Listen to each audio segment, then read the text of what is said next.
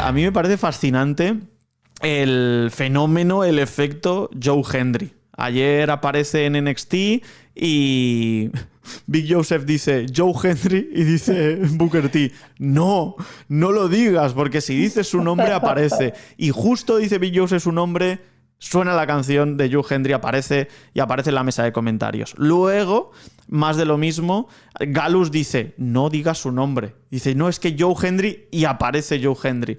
Este fenómeno no es muy habitual en el mundo de la lucha libre. Este fenómeno se ve de tanto en cuanto.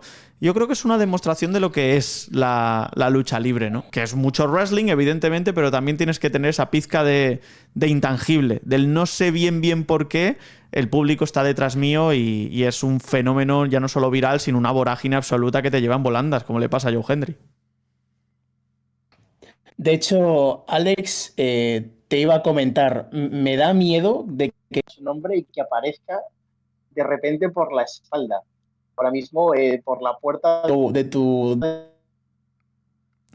Miguel, no te escucho.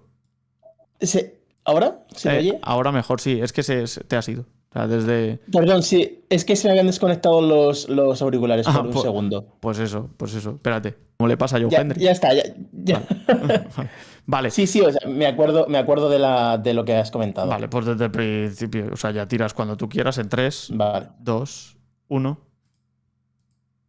De hecho, me daba miedo, Alex, de que cuando citara su nombre apareciera por la puerta de tu sala, por el fondo, y que se pusiera aquí a hablar con nosotros, ¿no? Sí. Pero es todo un fenómeno de masas en el mundo del wrestling, como no lo habíamos visto en bastante tiempo. Hay muchos paralelismos. Si quieres, más adelante comentaremos alguno que otro en particular, pero sí que quisiera hacer hincapié, ¿no? en una entrevista que realizó Joe Hendry no hace mucho.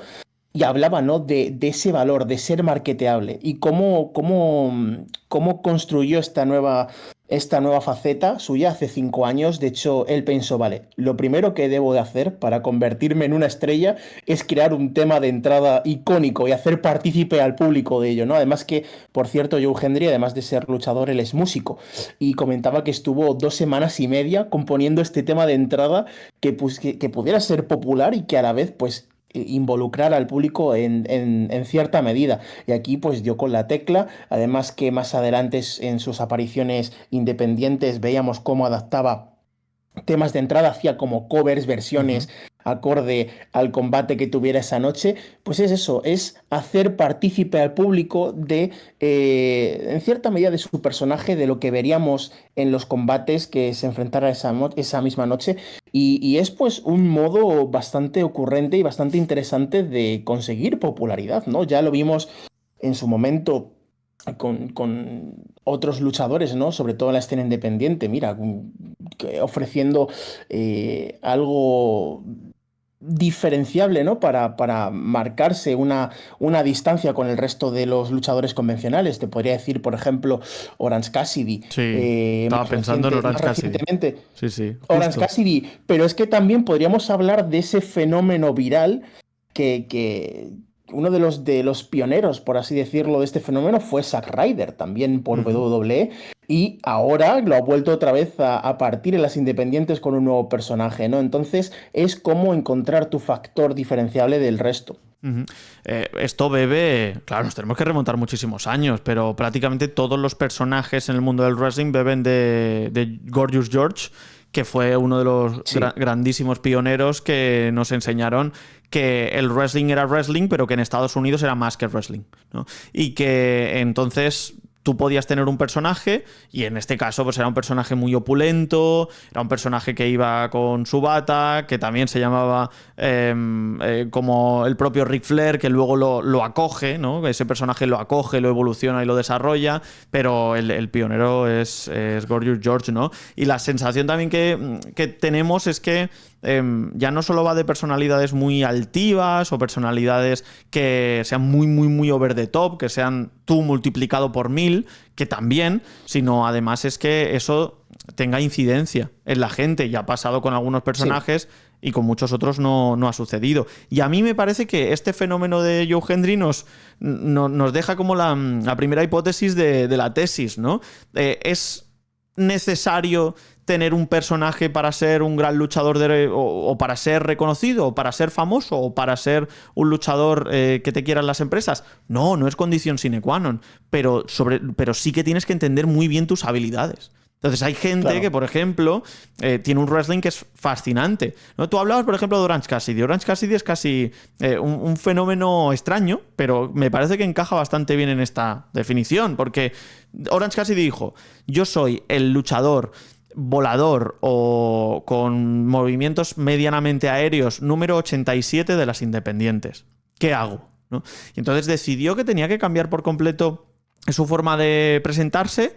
Y entonces es cuando te conviertes en diferencial. Joe Hendry creo que sabe que no es un grandísimo luchador. Es muy funcional y te encaja y te puede dar buenos combates, pero no es el mejor luchador del mundo. Entonces tienes que buscar una vía de intentar empatar con la gente. Y eso me parece que también lo consiguió hacer muy bien Zack Ryder en su día, ¿no? Con ese Gu, el Long Island IC, el campeonato de internet, etcétera, ¿no? Yo creo que van un poco por ahí los tiros, ¿no? El cómo el mundo va girando y siempre piensas, ostras, hay alguien que está haciendo algo más de lo que sus capacidades iniciales podrían atesorar, ¿no? A lo mejor Joe Hendry no era nadie sin esta canción. Oye, pues puede ser, pero te tienes que diferenciar de alguna forma. Claro, pero es que al igual que mencionamos a Orange Cassidy, podemos hablar de Warhorse, podemos hablar de Effy, podemos hablar incluso ya rizando el rizo de David Arquette, de Danhausen, ¿por qué no Danhausen? Incluso de Grado en Reino Unido. Y ya si nos vamos, por ejemplo, a luchadores históricos y míticos, como mencionabas George, como mencionabas a Ric Flair, también, por supuesto, en cuanto al uso del carisma y la personalidad, tienes a The Rock. En cuanto al uso de los gimmicks y cómo adaptarse, por ejemplo, en las entradas, tienes a Chris Jericho, un luchador que se ha reinventado prácticamente toda su carrera y que ha sabido adaptar estos personajes acorde no a las necesidades de la época, pero sí a cómo iban cambiando un poco, ¿no? Las ideas o cómo evolucionaba el wrestling a lo largo de la historia. El uso de la viralidad y las redes sociales como Zack Ryder, y también, por supuesto, otra persona que se convirtió en un éxito viral en su momento fue Daniel Bryan con el movimiento del Yes, ¿no? Entonces, muchos luchadores, quizá, y muchas personas subestiman el impacto que puede tener un buen personaje en las redes sociales. Bueno, no olvidemos la primera entrada de Joe Hendry en el Performance Center. Es que literalmente las cámaras empezaron a temblar de la reacción que tuvo el público. Sí. Es que es una absoluta barbaridad. Es uno de los vídeos con más impacto que ha tenido la historia reciente de las redes sociales de WWE. Es que es un valor muy importante tener en cuenta, en convertirte en un éxito viral. Sí. Eso te puede catapultar. Sí, y no entiendo cómo WWE no se ha dado cuenta de la importancia, más ahora que tienen a Joe Hendry, no en sus filas, pero sí en su programación, de la música. Tú no puedes cambiarle la música a Sheamus el otro día. No puedes. Porque totalmente. Si traes de vuelta una canción mítica, ahora no me pongas la genérica 87. Es que llega el Royal Rumble y no sé quiénes son los luchadores. Y hasta que no leo el nombre en el Titantron no tengo absolutamente ni idea de quiénes son. Y yo creo que se ha perdido mucho la mística al respecto de todo ello. Y recuperarla a mí me parece fantástico. Porque no me vale con esos acordes iniciales, con esa voz en off mítica de Def Rebel en el que te dice "It's Chelsea Green", vale, pues sí es Chelsea Green, joder, pero que es jugar un poco al solitario o jugar un poco a ser trilero, sinceramente.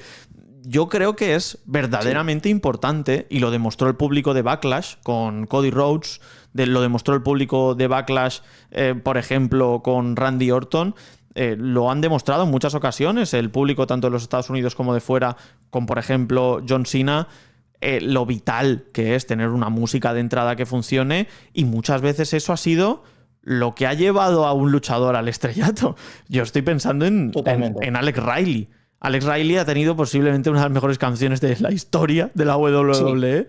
Sí. Y Alex Riley era un buen luchador, no era un gran luchador, acompañante de The Miz. Luego pasan mil movidas con John Cena, segmentos backstage que no funcionan, y luego además también peleas, ¿no? Que bueno, ya eso da para podcast. Pero, tío, creo que es vital entender que necesitas una canción que puedas cantar, una canción que esté acorde a tu personaje y sobre todo que sea completa, total y absolutamente diferencial. Tú tienes que salir y ya de primeras tienes que generar un impacto. Esto es wrestling, esto es lucha libre, esto es deporte espectáculo. Necesitas generar ese espectáculo.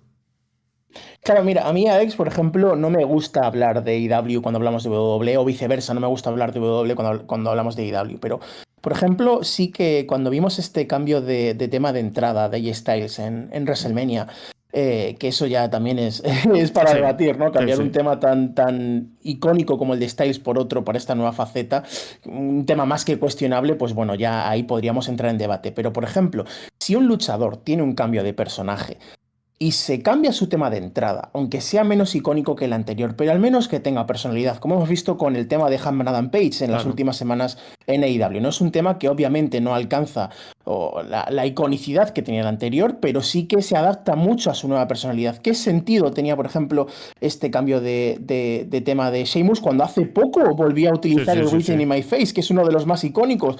También es que no olvidemos aquellos temas que sean tan personales, tan míticos que se dejaban atrás, ¿no? Como el de SOS de Kofi Kingston, el Broken Dreams de McIntyre, el de Sheamus, el No More Words de Jeff Hardy, que si no me equivoco sí que lo llegó a utilizar en su última etapa en WWE, pero sí que es cierto que teniendo esta gran biblioteca de temas que tiene WWE, incluso ya no hace falta remontarse a Jim Johnson, sí que es cierto que CFO realizó muy buenos trabajos de temas de entrada y que se han visto reemplazados por versiones sin alma y sin personalidad por Def Rebel, ¿no? Aquí sí que es cierto que Joe Hendry le ha dado un gran trabajo, lo que te digo, más personal, más identitario, porque trabajó en él y como te comentaba al principio, sí que dijo en una entrevista que estuvo 2 semanas y media trabajando en este tema, que fíjate lo sencillo que es, no es que sea un tema muy complejo de muchos arreglos, pero que le da toda la personalidad al personaje, y es eso lo que se tendría que hacer también, no dejar esto de lado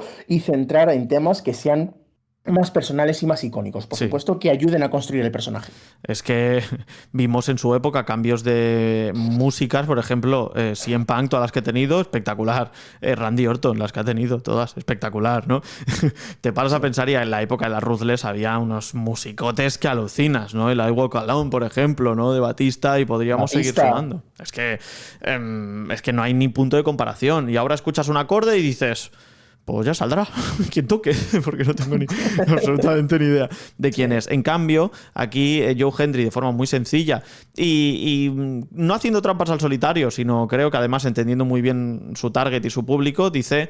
di su nombre y aparece. Y eso ya te otorga otra cosa. Por ejemplo, anoche estuvimos todo el rato diciendo el nombre de Joe Hendry y aparecía Joe Hendry. Joder, es que es solo por la música. Entonces, me parece que aquí WWE patina ostensiblemente durante muchos años y eso hace que el producto sea peor. Para mí es esencialmente eso. Y creo que Joe Hendry y el fenómeno Joe Hendry puede hacer cambiar de opinión, espero y deseo, a WWE. No confío, pero ojalá sea así.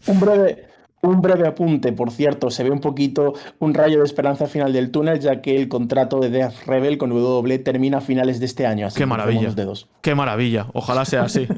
Miguel, un abrazo a Def Rebel y a ver si ojalá les puedan llegar ya los audífonos para que puedan escuchar por fin sus canciones. Que claro, que Beethoven era sordo, pero Beethoven era un prodigio, ¿no? Entonces, por favor, Def Rebel.